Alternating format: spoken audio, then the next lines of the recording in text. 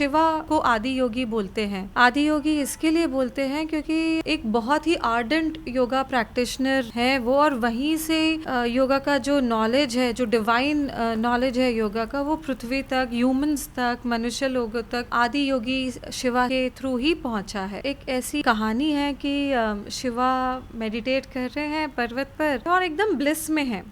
योगा के बहुत सारे अलग अलग एस्पेक्ट्स होते हैं, तो वो सब ध्यान कर रहे हैं, आसन प्रैक्टिस कर रहे हैं। तो पार्वती उनको देखती है और पूछती है कि आप हमेशा ऐसे इतने आनंद में कैसे रहते हैं, आप इतने ब्लिस में कैसे रहते हैं? मुझे भी जानना है इसका सोर्स, ये कहाँ से इसकी शुरुआत होती है, मुझे भी इसका नॉलेज चाहिए, मुझे भी इसकी जानकारी चाहिए। तो वहाँ से शिवा पार्वती को जब ये बता रहे होते हैं, योगा का जो नॉलेज है वो दे रहे होते हैं, जिस पर्वत पे वो बैठ के ये कहानी सुना रहे होते हैं, पर्वत के नीचे एक नदी में एक मछली है जो ये सब सुन रही है, और मछली के पेट में एक छोटा सा बच्चा है जो ये सब कहानी को आत्मसात कर रहा है, और अगले जन्म में ये बच्चा एक ह्यूमन फॉर्म लेकर के आता है जिसका नाम है योगी मत्स्येंद्रनाथ। योगी मत्स्येंद्रनाथ योगा को पूरी पृथ्वी पे सब लोगों को इसकी जानकारी, इसको योगा को बहुत प्रचलित कर देते हैं। एक तो ये कहानी है, और दूसरी एक जो हमारे पुराणों से हमें जो जानकारी मिलती है वो ये है कि सप्तऋषि जो होकर के गए, ब्रह्मा के जो